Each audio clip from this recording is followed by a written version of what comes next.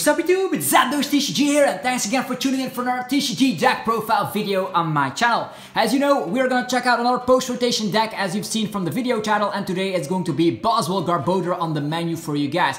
Buzzwole Garbodor was highly present at the, of course, World Championship, so it was a very solid deck, and it is a budget deck, so no Tapu Lele's at all, no GX's. It is just going to be one price attackers in this deck, together with, of course, the Shrine of Punishment, which came out in the Celestial Storm set. This deck is very solid, and if you're facing a heavy build GX deck, let's say they're running all GX Pokemon, you're gonna have a fantastic time with this particular deck. So let's go straight into the list to get, I won't leave you guys waiting for longer.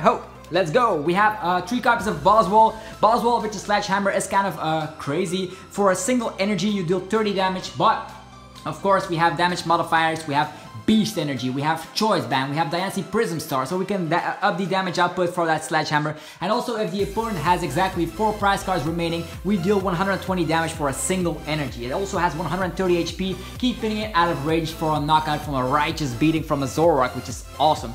Next up is a Regirock. Regirock does have 120 HP, kind of fragile, but it does have a crazy attack, Enhanced Stomp, which deals 20 damage plus 20 more if it has a tool card equipped. Let's say it has a Choice Band, well, it deals automatically 70 damage. If the Diancie Prism Star is on the bench, that's a 90 damage for a single energy. Very, very crazy card, Regirock. Also, it's not weak to Psychic, unlike Buzzwole.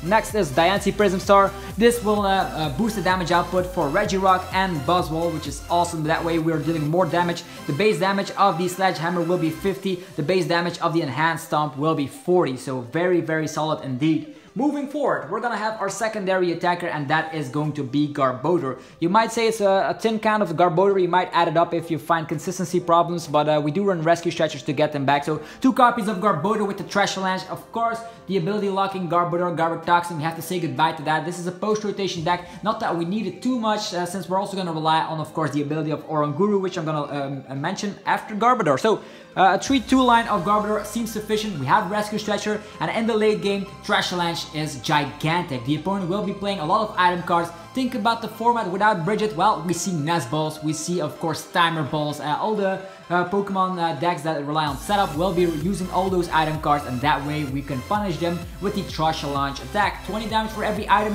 in their discard pile. They will think twice to use that Ultra Ball indeed.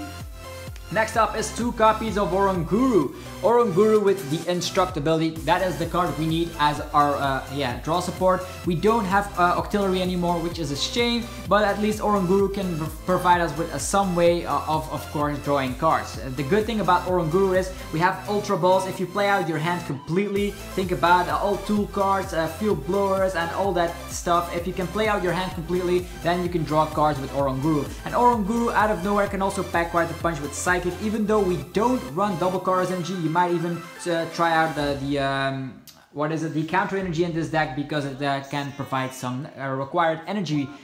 Okay, next up, we're gonna go to the supporter line. We are gonna run 4 copies of Cynthia.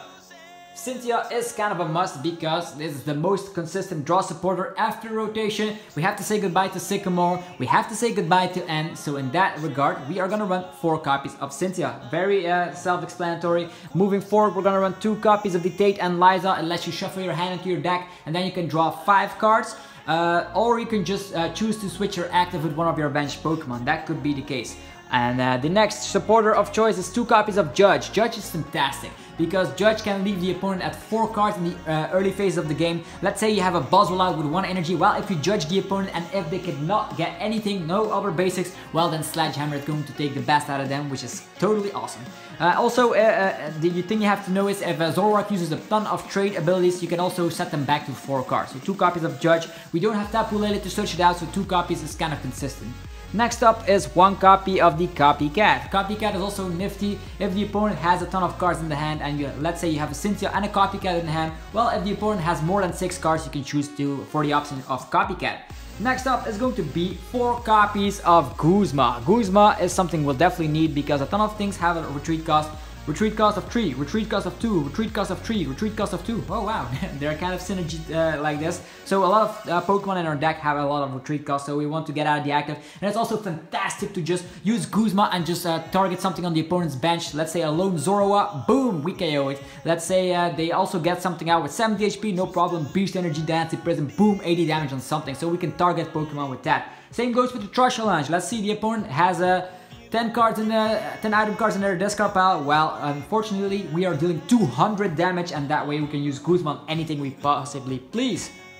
Next is 4 copies of Ultra Ball. Ultra Ball is of course the way to search out these guys out. We can just also empty our hand for Oranguru, which is also a great thing in the early phase of the game. You can also rely on the other search ball mechanics. Of course, we're gonna run 2 copies. Actually, not to mention it, not 2 copies, we're gonna run 3 copies of Nest Ball, otherwise we might be donked, and we don't like to get donked. So 3 copies of Nest Ball, 4 copies of Ultra Ball, we'll make sure you can get that Diancie, we'll get that Buzzwole, we'll get that Trubbish when we need to. So that is going to be the way we are gonna play this deck. Then more consistency things is going to be 4 copies of the Choice Band.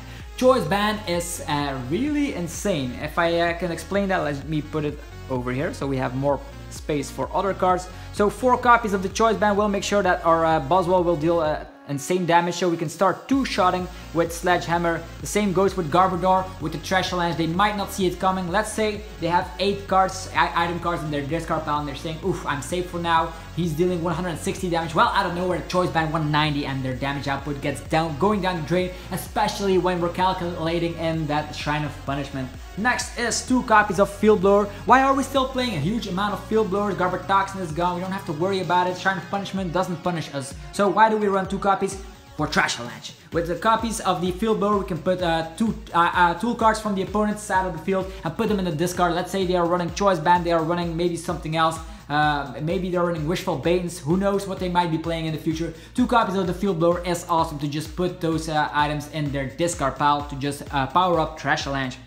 And talking about more tool cards, we're also going to run 1 copy of the Poison Barb. This might be questionable. You might say, why the hell are you running Poison Barb? Well, that makes it really annoying for the opponent if they want to damage us. Also, we need tool cards for Regirock in order to deal more damage on the early phase of the game. That's why we're running 1 Weakness Policy and 1 Poison Barb. Poison Barb can get that extra 10 damage when we need to, and the Weakness Policy can make sure that Buzzwole doesn't have a weakness. Things like Naganadel cannot one-shot us then, which is yeah, very, very awesome. Moving forward, rescue cards. We're gonna have 2 copies of the Rescue Stretcher. Rescue Stretcher is neat. It gives us, of course, that option to get back our Pokemon from the discard pile. And what better way to do that than Rescue Stretcher? You can get back your Garbodor, shuffle 3 Pokemon back in. You can get back your Oranguru, your Regirock, and all depends. You cannot get back your Diancie Prism Star because once it sees the discard, it goes immediately to the Lost Zone. So that is unfortunate, but all the rest you can get back with Rescue Stretcher.